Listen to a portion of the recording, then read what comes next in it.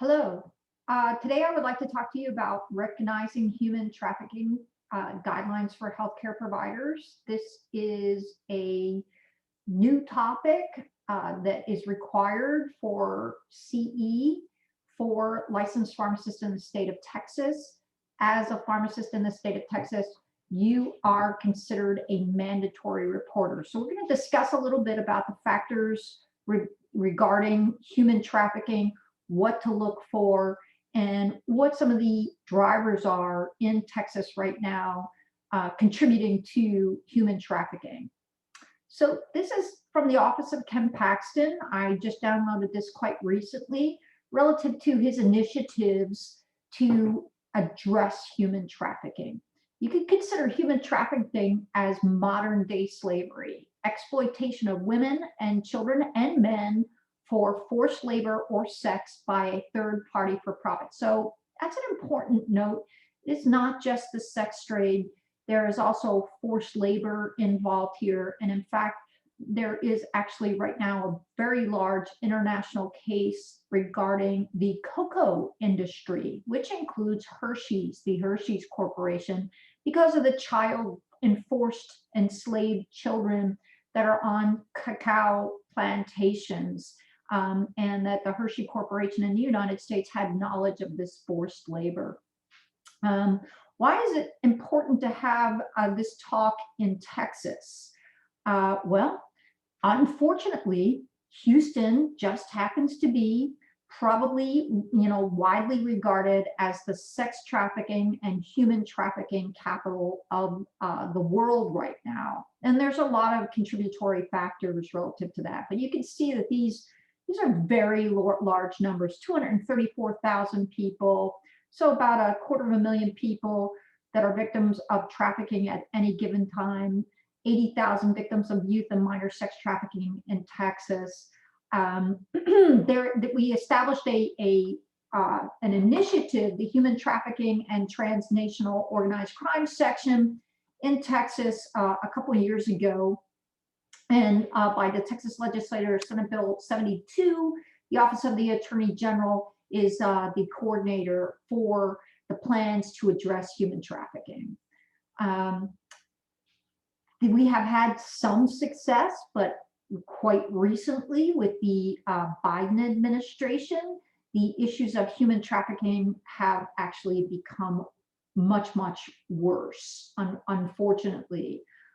Trafficked minors and unaccompanied minors and other individuals that are used as shields for the cartels, that is now even larger problem.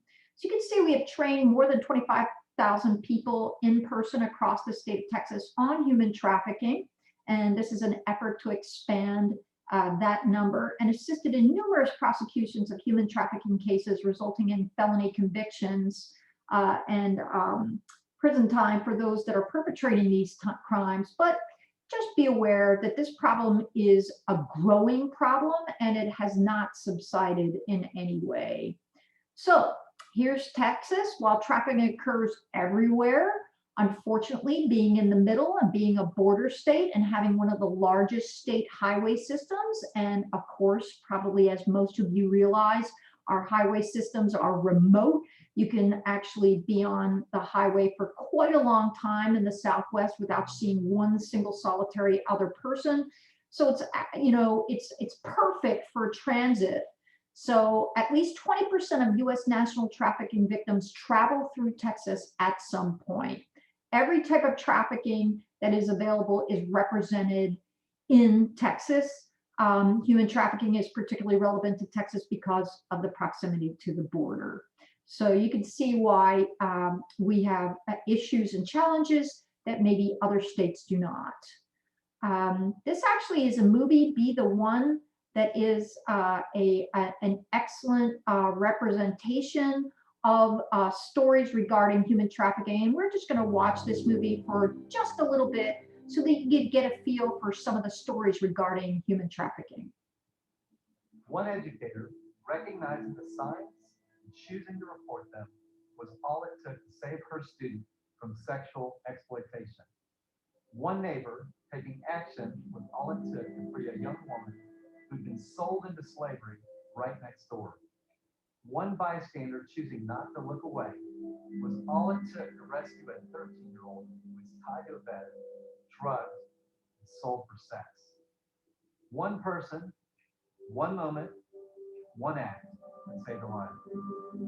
You are about to see the stories of these real Texans who chose to be the one in the fight to stop human trafficking in our state.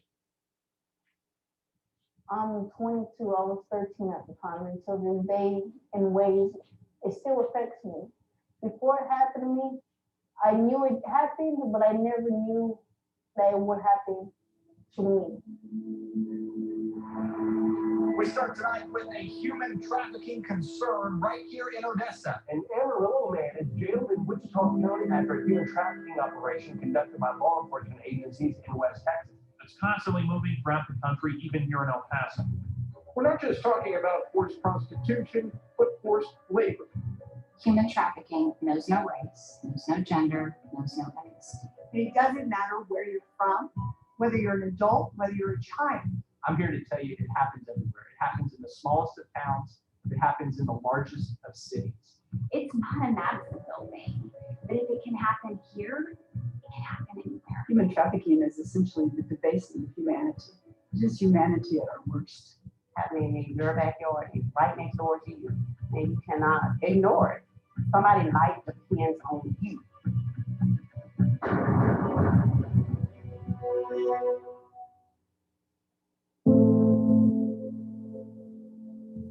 The very first trafficking case was tried in San Antonio, Texas, involved a 13-year-old child. Human trafficking was not a word that anyone in San Antonio knew, but they learned about it through her testimony.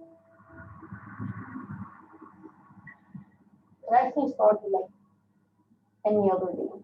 Like I woke up, a friend called me, can you go with me over here? Something that I do every day, like people I hang around with every day. And I went. We were actually there to buy drugs. I remember walking in, talking, and I asked if I could use the bathroom. I remember using the bathroom, and when I tried getting out, I couldn't. And I tried opening the door, like messing with the lock, and it wouldn't open. It was a weird looking door. Well, it had the lock on the outside. I heard him tell my friend that I had already left. So she ended up leaving. And I remember them coming to the restroom and opening the door.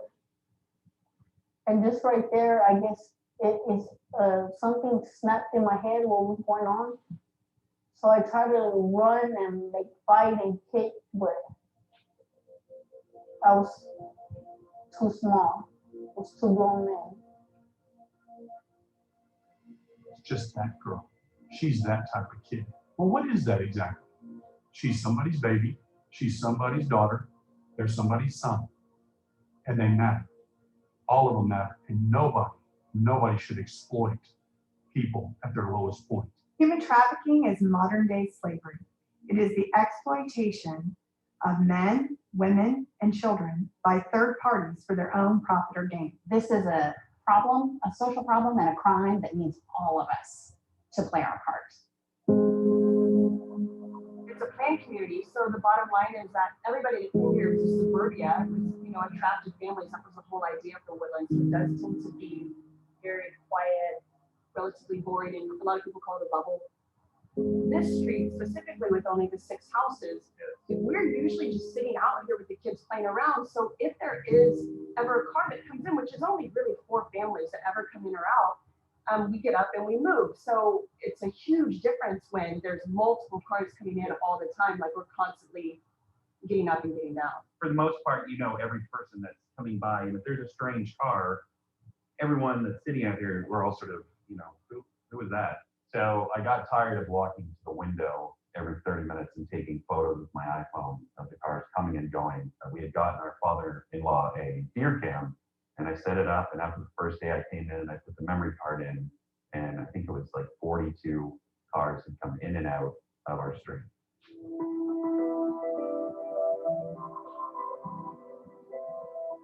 this car is interesting because it was the owners of the house, and they would come once a week to drop off groceries. And that was probably the only car that you would notice again and again.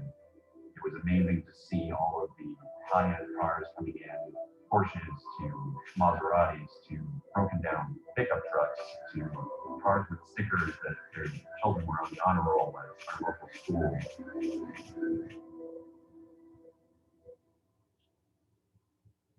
I did a very simple search. All I did was search for the house. And I came across an ad on Backpage.com. And actually on this page, I typed in Rolling Mill. And sure enough, it came up, you know, just a simple search of the Woodlands. Even today, you're going to find escorts and all kinds of things. But it was very alarming to see my street name on here with this ad with these women and the services that they were providing. It was quite shocking. The neighbors started contacting the sheriff's office and started saying, hey, there's something wrong with this house. There's something not right. There's a lot of men going in and out. There's a lot of traffic. There's a lot of traffic after hours, which is very unusual in this neighborhood because this house is located on a cul-de-sac.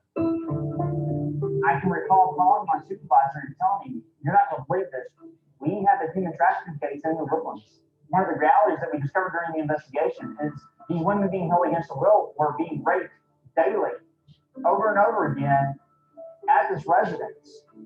They'd pull in and then another car would pull in and they'd wait and the one car would back out, and it was a constant flow of traffic. It was like a locust. They just kept coming and coming, and then when we knew exactly what was happening in there with these women, it was really disheartening, especially having two daughters. Very frightening.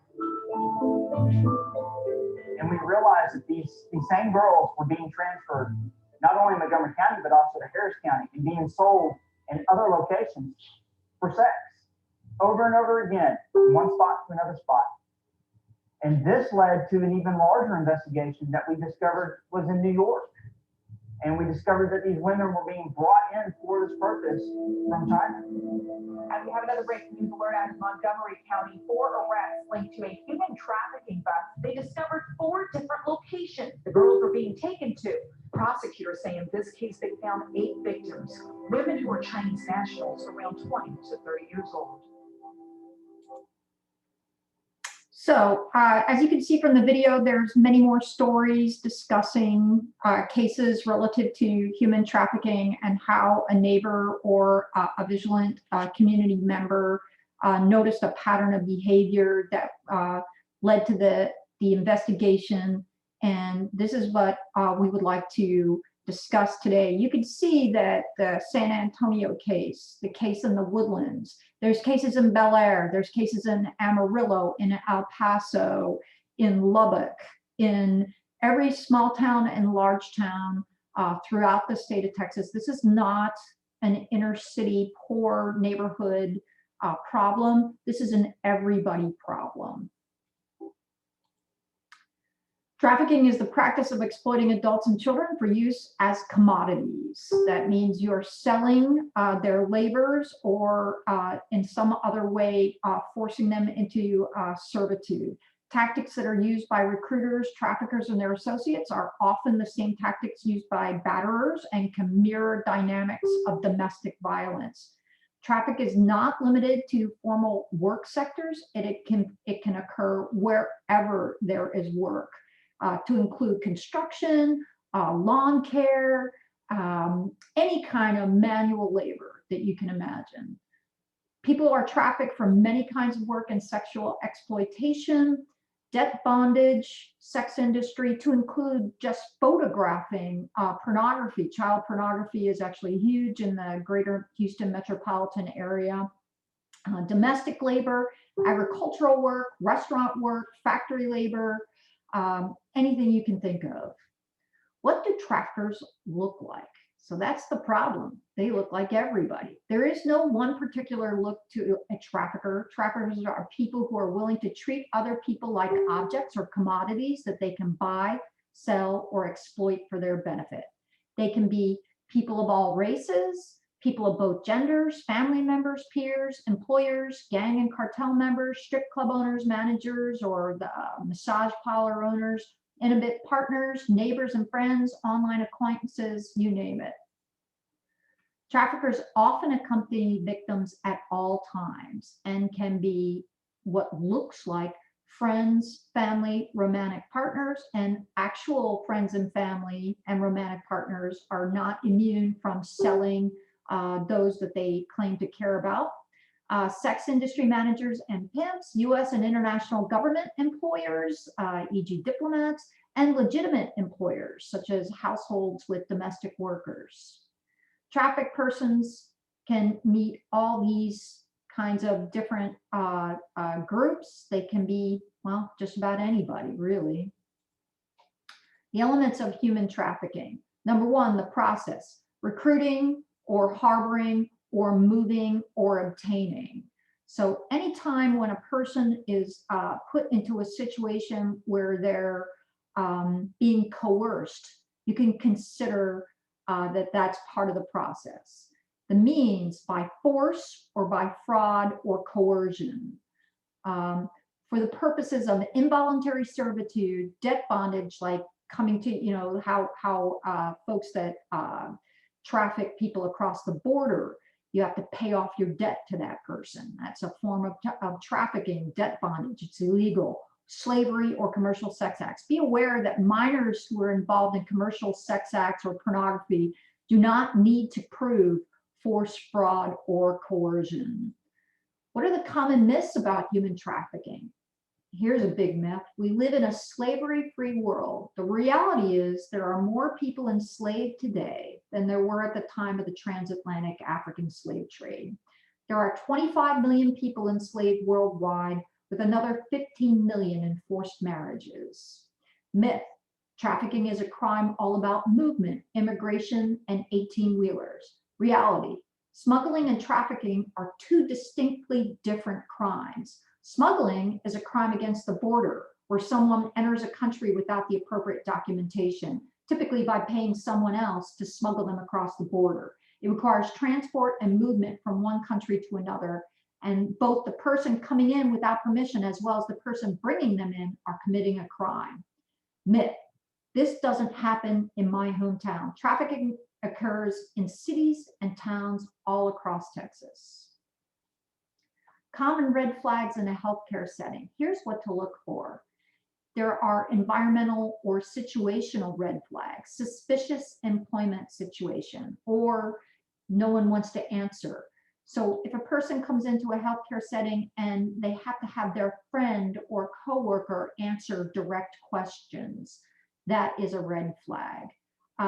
When I worked at Texas Children's Hospital, one of the issues was that when you're questioning what was supposed to be a parent or responsible adult for a minor, they couldn't answer very simple questions about the background of the child. For instance, what is the birth date?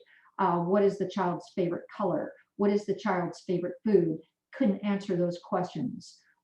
Those are key red flags. What appears to be an abusive relationship, like the person is told to shut up, or it's quite obvious that whoever they're with is in control or trying to control them. Verbal, emotional, and psychological issues. Providing healthcare provider with contradictory information between the accompanying friend or coworker or supposed parent and the child or enslaved person who is providing information. If they appear obviously suicidal or obviously depressed, fearful, anxious, trauma, recoil from being evaluated or during any sort of medical inspection or medical evaluation or medical procedure, like something simple like using a stethoscope to evaluate heart rate or to evaluate breathing. A person that is in this situation will often recoil and be fearful.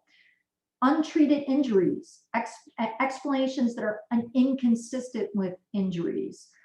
There's certain types of injuries that are definitely quite hallmarky. I'm sure you're aware of, like rotational breaks or cigarette burns, those kinds of things.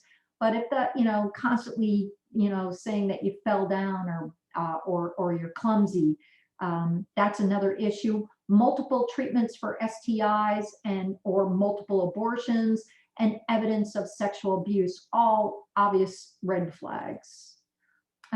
Here's some other medical indicators. Delayed medical care. This is quite obviously a severe injury that happened days or even weeks ago, and you're just bringing in this person now for treatment, when typically you would bring in a person for this kind of injury right away. Headaches, fatigue, abdominal pain, back pain, severe untreated dental problems, high blood pressure, obvious malnutrition or malnourishment, and substance use or misuse are all, in combination, another set of common red flags. Trauma indicators include unusual reactions to gynecological or breast exam, appearing fearful, screaming, sobbing, tensing up as if expecting intense pain, hyperventilating, fainting, going limp, all unusual reactions that may indicate a red flag for this type of abuse. Unusual reactions to disrobing, sexualized behavior or seductiveness, particularly in a child, seeking inappropriate proximity to nurse or doctor or other healthcare clinician. Flinching or jerking away from physical contact. Or the opposite, total lack of responsiveness, appearing checked out as if in another place, not responding to verbal prompts, doesn't respond to the given name, or confused and having difficulty paying attention or difficulty following the line of questioning. Special considerations for minors include involvement in commercial sex industry, runaway and homeless youth, and their involvement in abusive relationships with adults. So survivors are victims of trauma, and they have this has a situational impact to medical assessment. The victim will definitely fear consequences and retaliation by a trafficker. This is very especially common. Threats are typically made against other family members. Sometimes, kids will have siblings that are both in this situation, and the trafficker will make threats against the sibling. They will make threats about deportation if the person is a foreign national. So social services interventions are key, especially for youth who previously experienced abuse or harassment in foster care placements. So victims are in crisis mode. They will have trouble recounting detailed histories, especially medical details. They may not self-identify as a victim. They tend to have loyalty to traffickers because that's the only support system that they currently have or know. There may be cultural or language barriers. They have a general mistrust. The victims will have a general mistrust of healthcare professionals and may believe that your intervention will hurt them rather than help them. And they may have a very limited understanding about their legal rights, especially if they're foreign nationals or undocumented individuals. Best practices when interviewing a trafficked person: use the same words the patient is using and don't correct them, especially as it refers to their relationships or situation. If they call this person their uncle or their friend, don't correct them and make it seem as though they're wrong about this relationship. Be open to unfamiliar narratives and stories. This may be the only chance that you get to establish rapport with this patient, and you want to make sure that you get as much information as possible. Use your authority as a healthcare professional to create a safe space for talking. Speak with your patient privately. Always use professional interpreter services when a language barrier exists. Do not rely on a friend or an associate if interpretation services are required. You could be dealing with the trafficker then. How do you know that that trafficker is going to accurately translate for this person? It's quite unlikely. Use a trauma-informed, non-judgmental approach when interviewing patients. The last thing we want to do is accuse this person of poor judgment or ask them, why did you do this? Why didn't you do this? You know, you want to make sure that you're creating a safe, non-judgmental space for this person to tell you their story. Traffickers often prevent trafficked persons from receiving regular medical care. However, trafficked persons commonly find themselves in the ER when injury or illness escalates to the point of becoming life-threatening. Ask direct questions such as, are you in a personal or work relationship with a person who physically harms or threatens you? You seem to be in a hurry to leave. We are here to help you. It is important that you remain for treatment. What is making you feel anxious to leave right now? Have you been hurt while working on the job, either by someone you work for or with? Here's other questions you might want to think about asking. Where do you live? Who do you live with? Are you able to come and go as you please, or do you have to be accompanied by someone? Are you free to talk to anyone you want outside of your home or work? Do you know where you are right now? How did you get here? Do you feel safe at home or with the person who came with you today? Has anyone made you do something you didn't want to do? Have you been physically threatened, or has your family been threatened? Have you ever been asked to work in an environment that is unfair, unsafe, or dangerous? If you suspect human trafficking, you can submit an anonymous tip to the National Human Trafficking Hotline. For immediate assistance or to speak directly with a hotline advocate, call 888-373-7888. I am going to repeat that number several times for you throughout the rest of this presentation. Remember, as a licensed healthcare professional in the state of Texas, you are a mandatory reporter. If you think your patient is a victim of human trafficking, communicate messages of hope. You have rights. You are not alone, and this is not your fault. You are not to blame. You are entitled to services and help. Assess safety. Are you afraid to go home?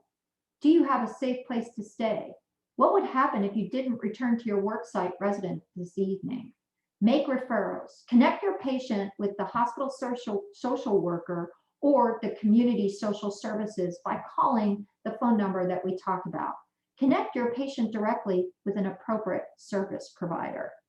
If an identified patient is not ready to accept your help, remember, they do not always identify as victims, and they may be fiercely loyal to their traffickers, perceiving that this is the only support system that they have. Validate and normalize their feelings. Reassure them that they have the choice not to accept your help at this time, but you are always available if they change their mind. Provide information. Many trafficked persons will seek assistance for their situation when they feel safe and able to do so. Tell your patient where they can go for help in the future, i.e., return to the clinic or return to the pharmacy. Make sure to communicate options verbally, since traffickers are likely to destroy written instructions if they are found. If you think your patient is a victim, do not try to rescue the patient. That is not your job. You need to connect them to appropriate services and to call the National Trafficking Hotline. Do not ask about the patient's immigration status. That is a surefire way to destroy trust with your patient. Do not contact authorities without the patient's permission unless mandated to do so, which you are as a licensed healthcare professional in the state of Texas. Do not make promises you can't keep. Do not say, like, this is all going to be okay, we're going to do this, we're going to do that. Make sure that you keep your rhetoric extremely professional. Provide the patient with contact information for social services. Here's some tips for medical providers. Here's the risk factors that we discussed. Here's some signs and suggested and human trafficking victimization. And the slide set will be available for you to download. Victim may not self-identify. Victims may deny mistreatment. Victims may defend their trafficker and may have been conditioned to do so. So this is kind of like a cheat sheet for you to recognize signs and symptoms. Here's some safety tips when a patient is suspected or known victim. Safety is the top priority. Treat each situation as extremely dangerous until you have evidence that it is safe. You can notify 911. and attempted to speak with the patient alone. Use your authority as a healthcare professional to get a safe, private space to speak. Do not attempt to speak to the patient if you believe this will threaten safety. Do not allow anyone in the room while speaking with your patient about your concerns, especially those people that you suspect to be exploiting this individual. Do not allow any cellular telephones when you are speaking with your patient. Do not pressure the patient to disclose or report if they do not wish to. It is critically important that students are introduced to training regarding human trafficking. As a preceptor, you have a responsibility to ensure that your students understand human trafficking and to introduce it to them during rotations. Victims are consistently under-recognized by healthcare providers, and education for future practitioners is key to addressing this problem. Preceptors can provide simulation guidance and introduce the topic in a conversation that simulates a situation relative to a human trafficking case, allowing the student to be introduced in a safe environment. I'm aware that this is not a topic that most students have thought about or may be comfortable discussing, but it is important as a preceptor to start introducing these concepts early on. Preceptors can provide information on the statistics and prevalence, as we have talked about in this presentation, of human trafficking to students, ensuring that students have awareness. Preceptors can use a case-based approach to introduce generalized guidelines or signs to look out for and include what to do next. This is key. The National Human Trafficking Hotline, 888-373-7888, should be introduced, or text 233-733 to be connected with an expert in human trafficking services. Make sure that PharmD students are aware that by Texas law, they are required to complete Texas Health and Human Services approved human trafficking CE for licensure renewal, and that pharmacists and pharmacy technicians are considered mandatory reporters.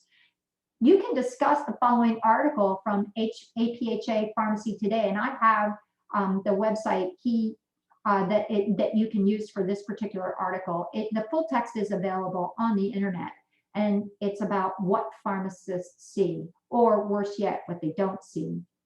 Simple cases for discussion include this kind of case. Here's a pediatric sex trafficking simulation case that was developed by the University of Louisville. It's quite simple. You can introduce these signs and symptoms for students so that they can recognize what the signs and symptoms are for human trafficking, to include their affect, the patient's affect. You can see the patient's history, and a physical exam that may include cigarette burns and tattoos that may be inappropriate, say for a young child.